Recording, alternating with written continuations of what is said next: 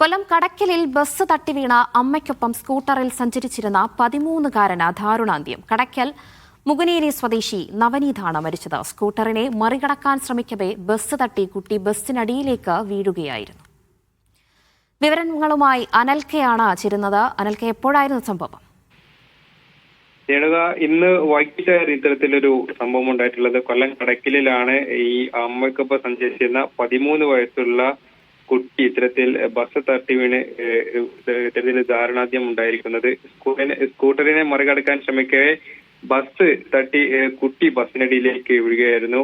ഉടൻ തന്നെ ബസ് തട്ടിയ ഉടൻ സ്കൂട്ടർ നിയന്ത്രണം വിടുകയും ചെയ്തു. അതായത് കടക്കൽ മുകുനേരി സ്വദേശി 13-കാരനായ നവനീതാണ് മരിച്ചത്. അമ്മ സന്ധ്യക്ക് നിസ്സാരമായിട്ട് പരിക്കുണ്ട്. ഈ അപകടം നടന്ന ഉടനെ തന്നെ ഈ ഭാഗത്ത് ചെറിയ രീതിയിലുള്ള ഗതാഗത തടസ്സമുണ്ട്. അതിനുശേഷം തന്നെ പോലീസും ഫയർഫോഴ്സും എത്തി മറ്റ് ഈ ഗതാഗതം നിയന്ത്രിക്കുകയും ചെയ്തു.